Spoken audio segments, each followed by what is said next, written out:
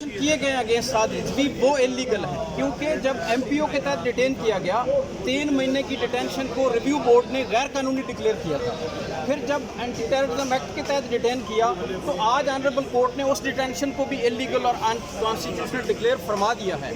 तो अब गवर्नमेंट के पास एज सच कोई ऐसा कानून तो नहीं है, कोई और हरबा तो गवर्नमेंट अपना सकती है, बट डिटेंशन के लॉ के तहत जितनी भी रेमडीज उनके पास थी वो सब एग्जॉस्ट हो। सुप्रीम कोर्ट में चैलेंज कर सकते हैं जी, सुप्रीम कोर्ट में चैलेंज कर सकते हैं दे में।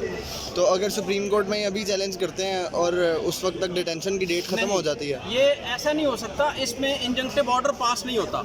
हाफिज साहब आज रिलीज हो जाएंगे इंशाल्लाह। उसके बाद अगर उनकी रेमेडी है, लीगल रेमेडी कि वो सुप्रीम कोर्ट इस जजमेंट को चैलेंज करना चाहे तो दे में, बट इसमें कोई स्टे का ऑर्डर नहीं होता कि डिटेंशन को रोक दिया जाए या उन्हें अंदर बंद रख के तो फिर फैसला करने की इस्तदा की जाए, ऐसा नहीं होता। सर इसमें ये बताइएगा, किसी और मुकदमे सर 24 FIRs हैं, उसमें भी नामजद हैं, अब रिहा करने का हुक्म होगा, आप चाहे कह रहे हैं कि शाम तक रिहा हो जाएगा। वो जितनी FIRs हैं उनमें गवर्नमेंट ने बदनीति से हाफिज